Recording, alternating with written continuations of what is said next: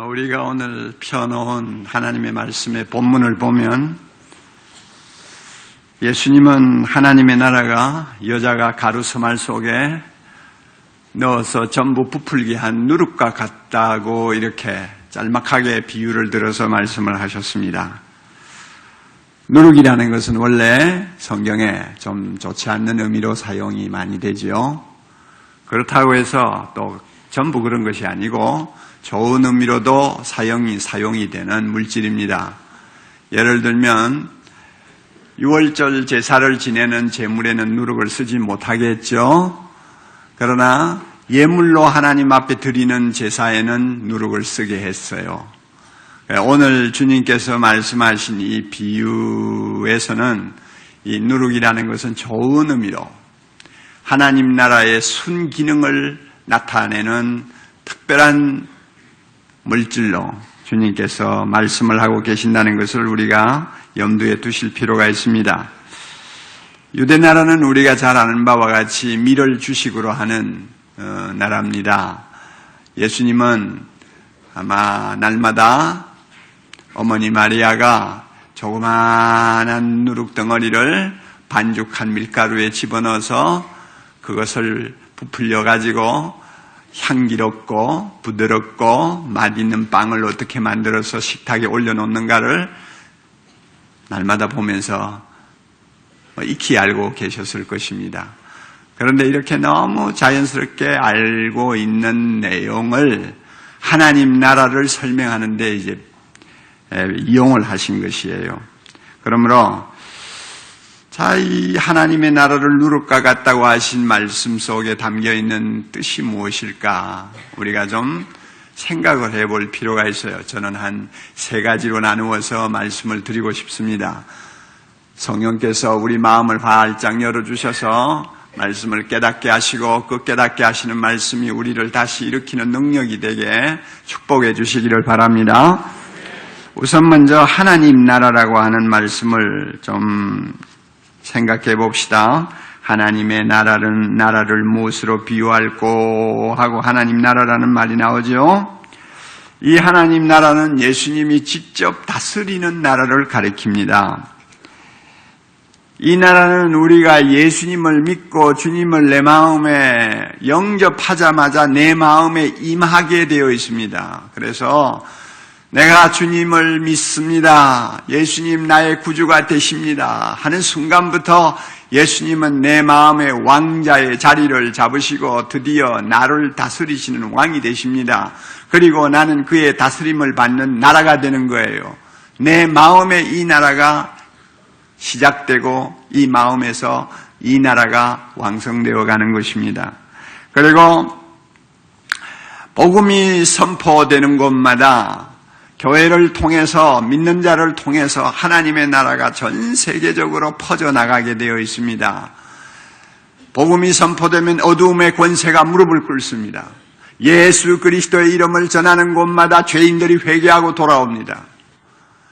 우리 눈에는 특별한 변화들이 안 일어나는 것 같지만은 예수의 이름이 선포되는 순간순간마다 그곳에는 하나님의 나라가 임합니다. 왜냐하면 어두움의 권세가 물러가고 예수 그리스도의 통치가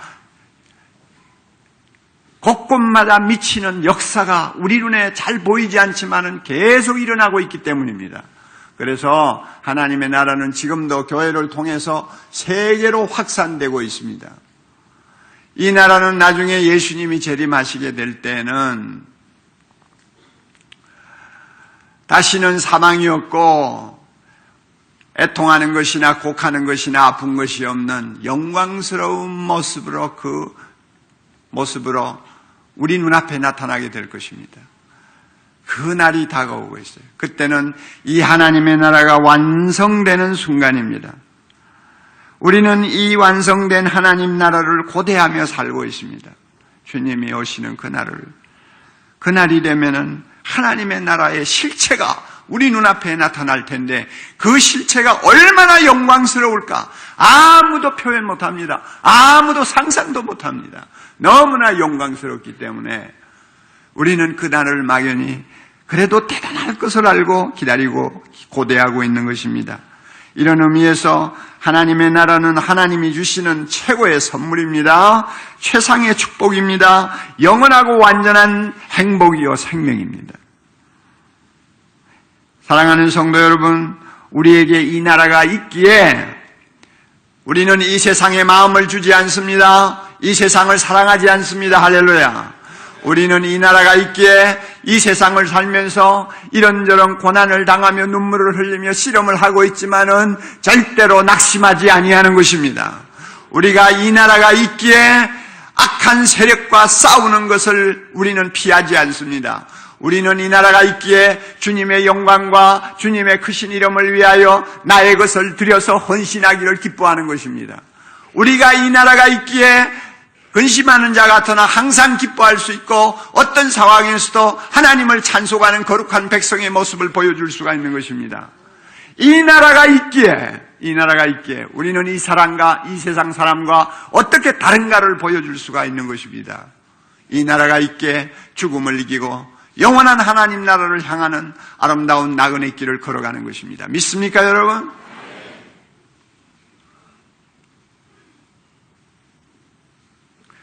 다음으로 우리가 생각할 것이 있습니다. 누룩이라는 말입니다. 누룩과 같으니라. 왜 하나님 나라를 누룩과 같다고 하셨을까요? 우리 요즘에는 이스트를 쓰니까 잘 모르잖아요. 그러나 제가 어릴 때만 해도 이 누룩이라는 것을 쉽게 볼 수가 있었습니다. 예수 믿는 집이고 안 믿는 집이고 이 누룩이 필요할 때가 있으니까 항상 집에 있어요. 적은 양의 누룩을 반죽한 밀가루 반죽 속에다가 섞어 놓으면 그것이 하룻밤 사이에 따뜻한 구들막에서 빵을 그냥 큼직하게 부풀게 만드는 신비한 능력을 갖고 있어요. 이것을 주님이 지금 주목하라는 것입니다.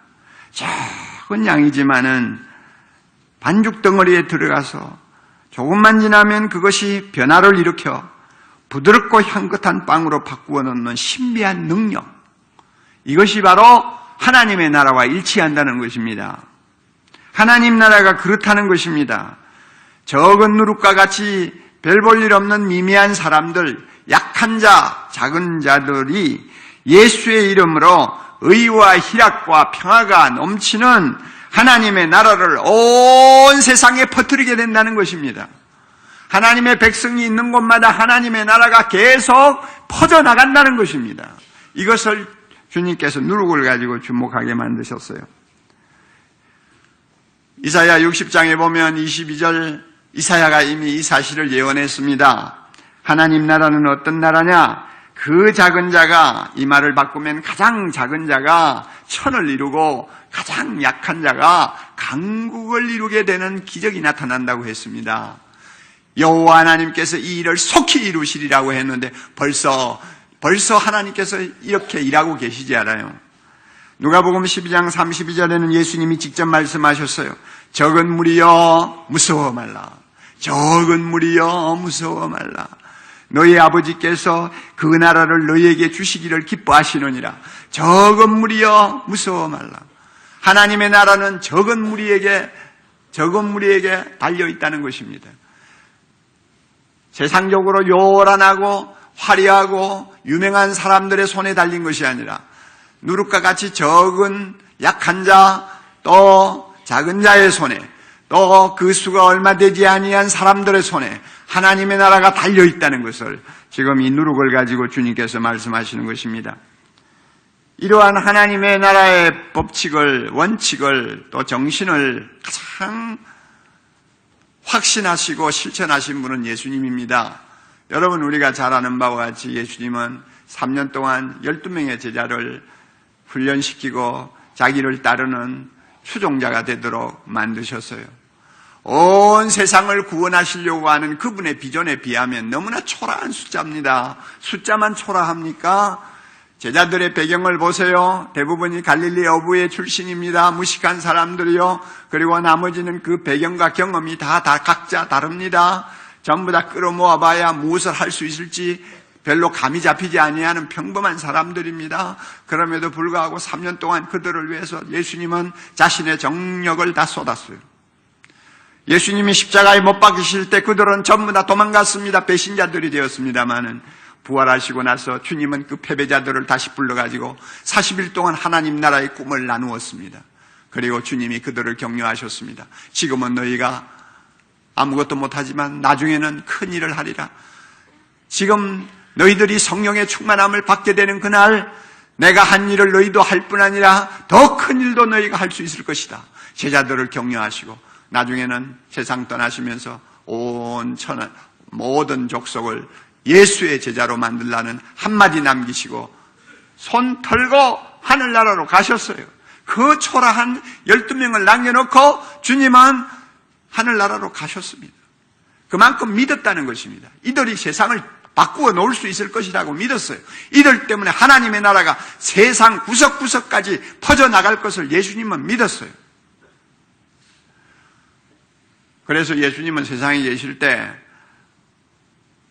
다수의 사람들에게 의지한 일이 한 번도 없습니다.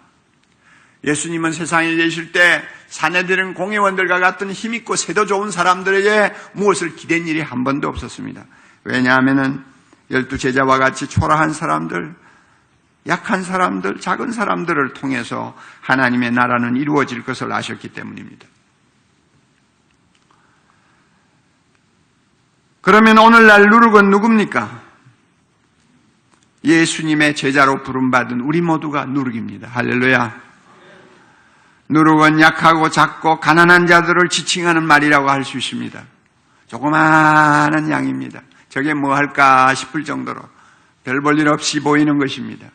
그럼에도 가루 서마를 완전히 부풀게 만드는 신비한 능력을 가졌습니다.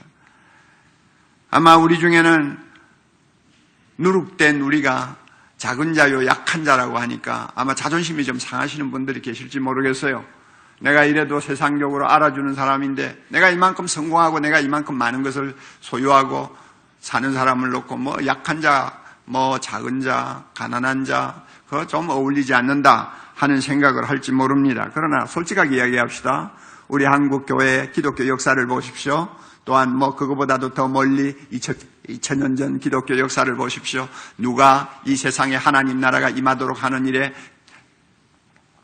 적극적으로 쓰임받았습니까? 가난한 자들이요, 약한 자들이요, 세상에서 별 볼 일 없는 적은 자들입니다. 그들을 통해서 하나님의 나라는 시작되었고 하나님 나라는 2000년 동안 확장되었고 하나님 나라는 한국을 하나님 나라로 바꾸는 놀라운 역사를 이루었습니다. 이건 솔직한 사실이에요. 내로라 하고 배 내밀고 자기 가진 것 가지고 과시하는 사람들은 지금까지 하나님 나라를 위해서 하나도 한 것이 없습니다. 그런 의미에서 세상적으로 어떠하든 간에 누구든지 예수 믿고 예수님을 내 마음에 왕으로 모시고 그분 발 앞에 무릎을 꿇게 되면 그 순간부터 그 사람은 자기를 강한 자로 보지 않습니다. 약한 자로 봅니다. 작은 자로 봅니다. 아무것도 없는 자로 봅니다. 자기 혼자 아무것도 할 수 없는 무익한 종으로 봅니다. 바른 신앙을 가진 사람은 다 그렇게 됩니다. 우리가 크고 영광스러우신 하나님 앞에 뭐가 큽니까? 크면 얼마나 크고 유명하면 얼마나 유명하고 가졌으면 얼마나 가졌습니까? 진정한 신앙은 우리를 어린애로 만듭니다. 하나님 나라는 어린아이의 것이니라 그랬어요. 어린애로 만듭니다. 그러므로 뭐 누룩이 작은 자, 약한 자를 상징한다고 해서 뭐 좀 기분 나쁘게 생각하실 필요가 없어요. 여러분의 믿음이 진짜 믿음이면 여러분은 스스로 작은 자라고 생각하지 큰 자라고 생각 안 합니다.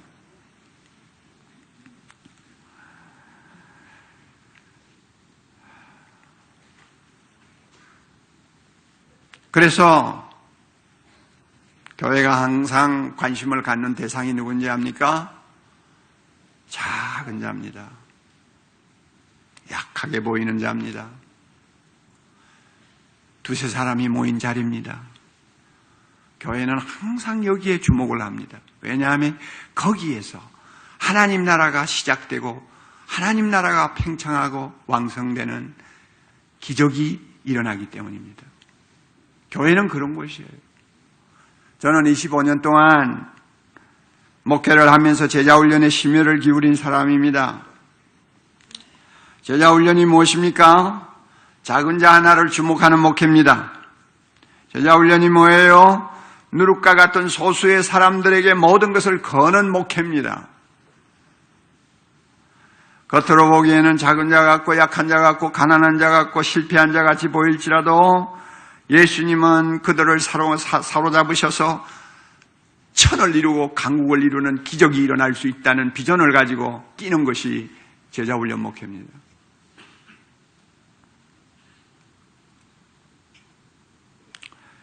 성경을 보면 다수는 헛수입니다. 무리는 허상입니다. 그래서 12명도 안 되는 제자들을 위해서 3년을 주님께서 있는 힘을 다 쏟으신 것을 저는 보고 나도 예수님처럼 해야지 하는 생각을 가지고 목회한 사람입니다. 그래서 이런 의미에서 저는요, 대형교회 목사가 아닙니다. 대교회주의자가 절대 될 수가 없었습니다. 제가 만약 큰 교회당을 소원하고 수만 명, 수십만 명이 모이는 대형교회를 꿈꾸었다면 작년 출석 수가 10,000명을 넘어가던 15년 전에 아마 어떤 시기든지 일을 저질렀을 거예요. 그래서 아마 교회도 대단히 화려하게 지었을지 모릅니다. 그랬다면 오늘날 여러분들이 주일날마다 오셔서 정말 고생하는 그 고생을 덜어줄 수 있었지 않았을까. 어떤 면에서는 참 제가 마음이 아프기도 합니다. 또 부임으로 온 목사님에게 또 죄송한 감정도 없지 않아 있어요. 그러나 솔직히 이야기합시다. 10,000명이 모이는 교회, 이게 어린애 이름입니까? 무슨 능력으로 내가 그 많은 사람들을 말씀을 가르쳐 지키게 해서 예수의 제자가 되게 할 수 있다는 것입니까? 무슨 힘으로? 10,000명? 은혜의 사각지대가 없는 교회, 한 사람 한 사람이 무시당하지 아니하는 교회, 제가 상당히 사랑하는 구호입니다만은 여러분 그런 구호도 사람이 너무 많으면 다 알맹이 없는 빈 껍질이요 위선자적인 말밖에 되지 않는 것입니다. 안 되는 일이니까.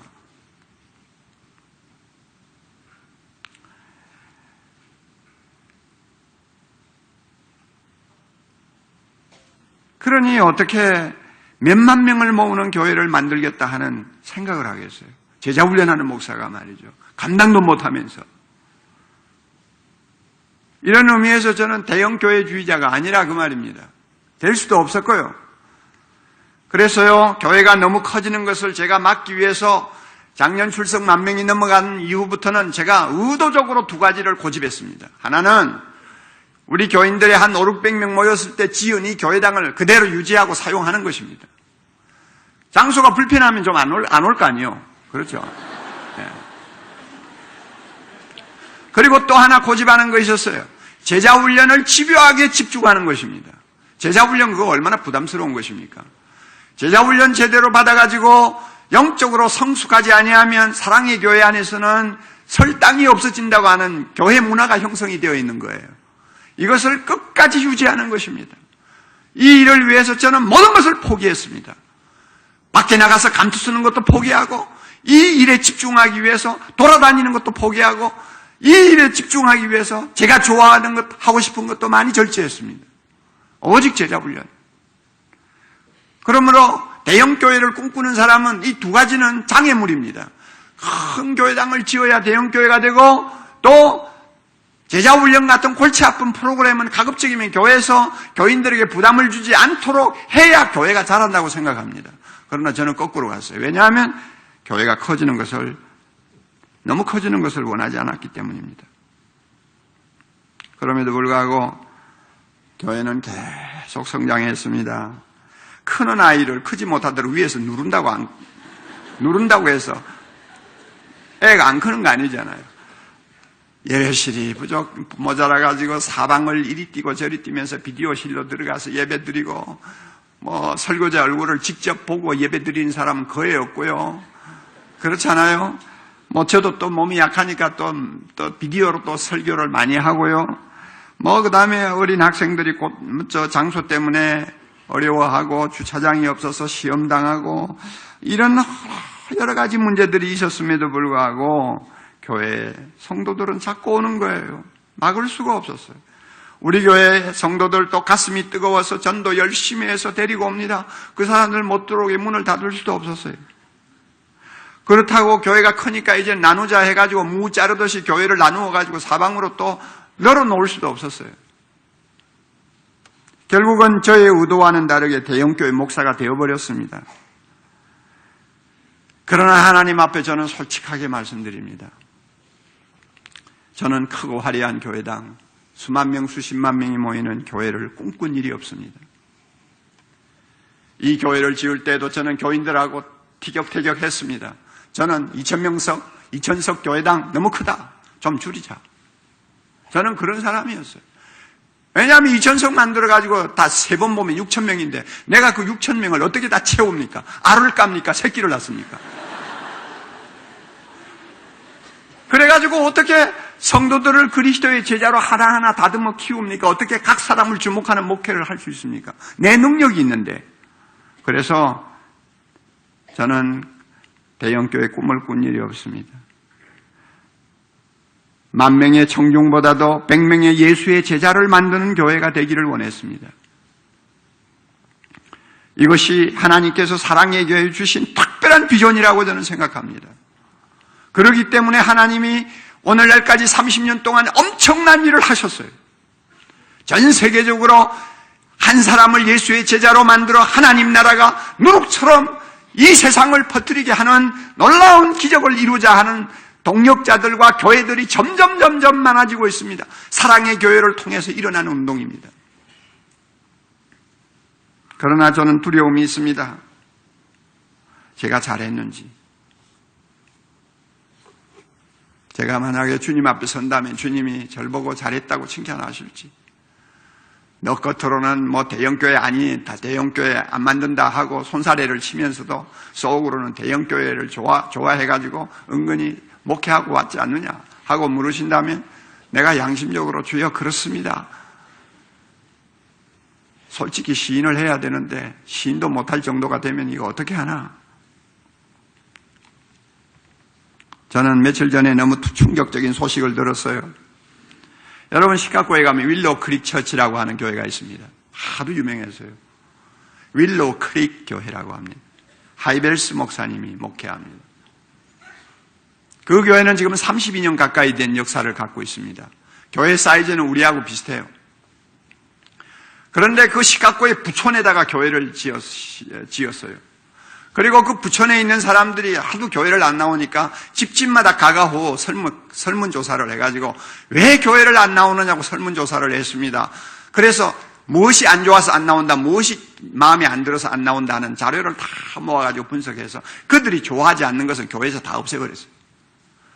그래서 그들이 좋아하는 것만 교회가 준비를 했어요. 그리고 이렇게 했으니까 나오십시오 하고 그들을 불러가지고 열심히 전도해가지고 교회를 키웠습니다. 지금까지 폭발적으로 교회가 일어났어요. 부흥을 했어요. 미국 30-40만 개 되는 교회 중에서 탑이에요. 얼마나 많은 영향력을 전 세계적으로 끼치는 교회가 되었는지 모릅니다.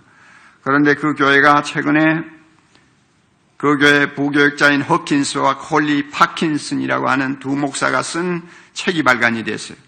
Reveal What Are You 하는 책인데 솔직히 털어봐 너는 뭐야 하는 이런 의미입니다. 자, 이런 의미의 책을 만들었는데 이것은 뭐냐 하면 지난 32년 동안 그 교회가 사역을 제대로 하였는지 성경적으로 분석하는 보고서였습니다. 하이벨스 목사님이 시킨 거예요. 3년 동안 조사를 했어요. 7만 명 가까운 성도들을 상대로 해서 자세히 조사를 해서 보고서를 만들었는데 한마디가 충격적이었습니다. 결론이 뭔지 압니까? 뭔가 잘못됐다. 우리는 실수했답니다. 우리는 32년 동안 뭔가 잘못했다. 실수했다. 이게 결론이에요. 왜 그런가 하면 교인들의 영적 성장을 위해서 수많은 프로그램과 이벤트를 돌리면서 막대한 돈을 지금까지 쏟아 부었어요. 그리고 교인들은 열심히 교회 안에서 섬기고 봉사했습니다.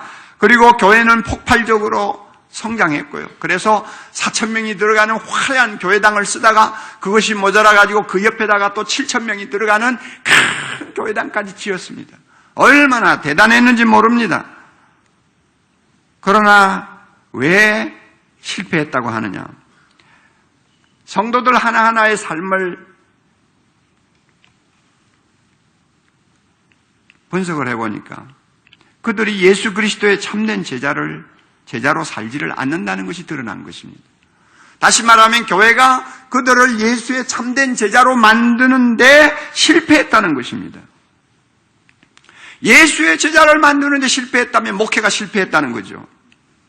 하이벨스 목사는 이 결과를 놓고 너무 충격을 받아서 천지가 진동하는 것 같은 떨림을 느꼈다고 했어요. 그리고 그는 그렇게 결론을 내렸어요. 우리는 근본부터 새로 시작해야 된다. 지금까지는 지금까지 그려온 그림을 지우개로 지우는 정도가 아니고 아예 흰 백지를 새로 내놓고 다시 시작해야 된다. 그렇게 결론을 내렸어요.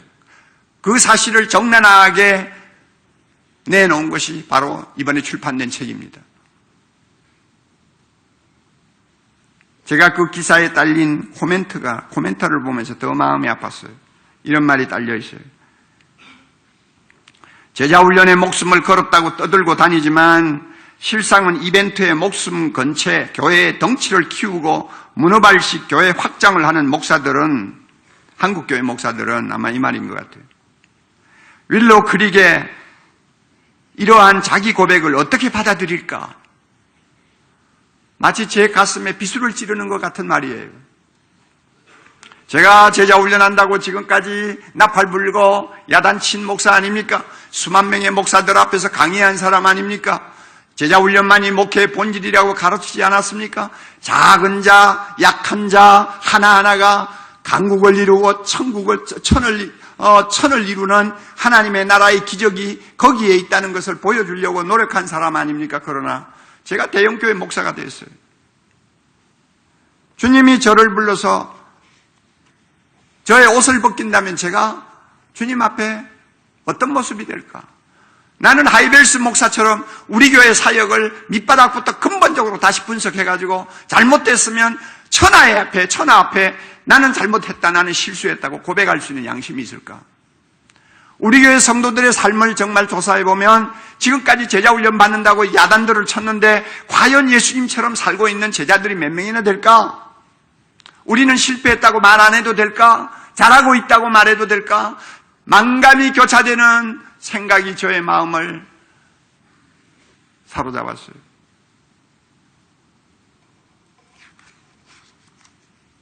한국 사회에서 기독교를 공격하는 사람들이 타겟으로 삼는 것이 두 가지 있는데, 하나는 유명하다는 목사들이고 하나는 대형교회입니다. 최근 모 단체에서 기독교는 한국에서 없어져야 하는가라는 섬찟한 제목을 걸고 토론회를 연 일이 있어요. 반기독교 시민운동연합이라는 단체가 있어요. 거기에 회장이라는 사람이 이런 말을 했어요. 하나님의 정의를 부르짖고 공의의 하나님을 가르치고 하나님의 심판을 설교하는 지도자들의 부패가 평신도보다도 더 치졸하고 야비하다. 기독교가 자정 능력이 아예 없거나 상실했다고 판단한다. 공룡화된 교회는 거대한 기업처럼 돌아가고 있다. 교회의 외적 성장, 성도의 양적 팽창이 목사의 성공으로 치부되는 현실에서 성도들은 현금 지급기 노력만 죽으라고 하고 있다. 그의 저주에 가까운 독설이에요. 왜 그런지 압니까? 한국교회 목회자들의 이미지가 세상 앞에 어떻게 비쳤느냐? 약한 자, 작은 자의 존재는 경시하고 무시해버리고 화려한 교회당 수만 명의 청중만 가지고 과시하려는 야망에 들떠있는 모습으로 보였기 때문에 그렇습니다. 그러니까 이런 독설이 나오는 거예요. 오늘날 탁월한 영성 지도자인 달라스 윌라드 교수가 참 의미 있는 말을 했습니다. 그가 이런 질문을 던졌어요. 오늘날 교회에 정말로 필요한 것이 뭘까? 더 많은 사람일까? 더 큰 교회당일까? 더 많은 돈일까? 아니면 많은 자랑거리일까? 그의 결론은 아니라고 했습니다. 왜냐하면 성경을 보든지 기독교 역사를 돌아보면 진짜 능력이 있어서 자기 시대를 바꾸고 새롭게 한 교회들 가만히 조사해 보면 언제 이런 능력을 최고로 발휘할 수 있었느냐? 언제? 조사해 보면 큰 교회당이 없을 때, 많은 사람이 모이지 않았을 때, 자랑할 것이 없을 때, 돈이 없었을 때, 이런 참 그의 모든 것을 가지지 못하였을 때, 또 어떤 때는 아예 없었을 때 능력을 최대로 발휘했다는 것을 발견하기 때문이라고 했습니다. 옳은 말이에요. 저도 그렇게 봅니다.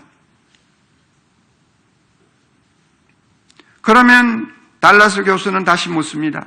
오늘날 교회에 정말 필요한 것은 무엇이냐고요? 그것은 큰 교회당이 아니고 구름대와 같이 모여드는 청중이 아니라 예수님께 순종하는 삶을 통해서 세상을 변화시킬 도덕성과 능력을 가진 누룩과 같은 제자들이라고 결론을 내립니다. 10,000명의 청중보다도 100명의 제자가 더 중요하다는 말이에요. 이것이 오늘날 누룩을 통해서 주님이 우리에게 주시는 준엄한 메시지입니다. 사랑하는 성도 여러분, 오늘날 주님께서 사랑의 교회를 향해서 요구하시는 것이 무엇이라고 생각합니까? 수만 명, 수십만 명의 청중일까요? 크고 화려한 교회당일까요? 우리는 양심적으로 아니라고 분명히 대답해야 합니다. 그러면 뭘까요? 그 수가 얼마가 되든 간에 말씀대로 순종하는 충성된 제자들의 공동체, 이것을 주님이 원하시는 거예요.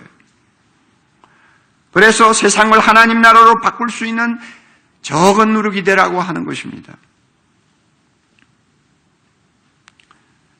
우리가 지금 이런 주님의 명령에 순종하기에는 사랑의 교회가 좀 비대증에 걸리지 않았나 하는 생각을 합니다. 제가 은퇴할 때부터 벌써 그런 고민을 하고 있었어요. 그런데 오 목사님이 와서부터도 계속해서 체중이 늘어나고 있어요. 그러니까 제자를 만들려고 하는 정신이 점점 흐려지기 쉬운 거예요. 초점이 흐려지기 쉬운 거예요. 하나님의 나라의 원리를 붙잡는 일에 한계가 오는 거예요. 우리 교육자들은 물론이거니와 장로님들을 위시해서 우리 교회 평신도 지도자들 정신 차려야 됩니다. 그리고 이 위기를 극복할 수 있어야 돼요.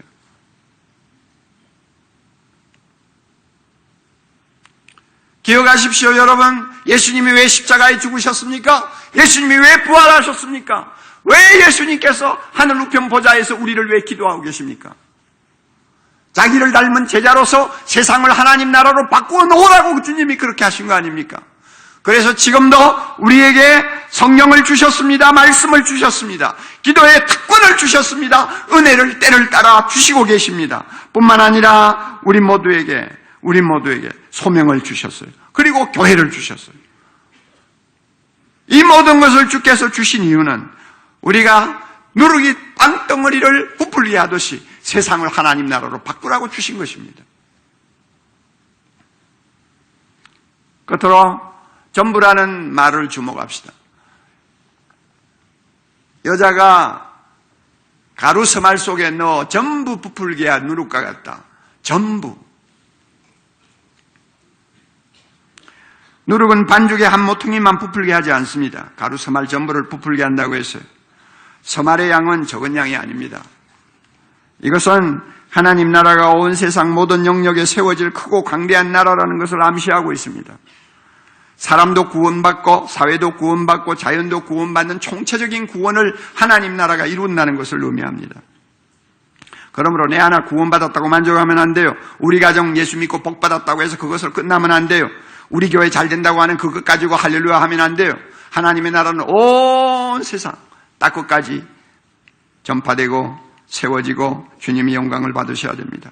그래서 에베소 1장 10절에 말씀하신 대로 하늘에 있는 것들이나 땅에 있는 것들이 예수 그리스도 안에서 통일되어야 합니다. 이게 하나님 나라의 비전이에요. 이 전부라고 하는 말 속에는 거룩한 것과 속된 것이 따로 없습니다. 우리가 속해 있는 곳이 어디든지 우리가 하는 일이 무엇이든지 이 전부라는 말 속에 다 포함되어 있어요. 정치계도 포함되고 또 실업계도 포함되고 교육계도 포함되고 개인적으로는 개인과 가정과 모든 사회 전체 영역이 다 포함됩니다. 이 전부가 복음을 통해서, 교회를 통해서, 믿는 자를 통해서 하나님 나라로 바뀌어야 한다는 것입니다. 대선을 앞두고 있으니까 우리가 정치에 대한 이야기도 한마디 해야 되겠어요. 우리는 다종교 국가에 살고 있습니다. 다종교 국가에 살고 있다는 말은 무슨 종교를 믿든지 간에 다 대통령이 될 수 있다는 것입니다. 그러므로 종교가 같다는 이유 하나만 가지고 무조건 어떤 후보를 지지하는 것은 선진국 백성답지 못한 행동입니다. 종교라는 것을 일단 제쳐놓고 저 사람이 어떤 인물인지, 지도자적인 자질을 갖고 있는지, 정책이 믿을만한지, 리더십이 있는지, 유능한지, 정직한지 이런 것들을 잘 살펴서 우리는 지도자를 뽑아야 합니다.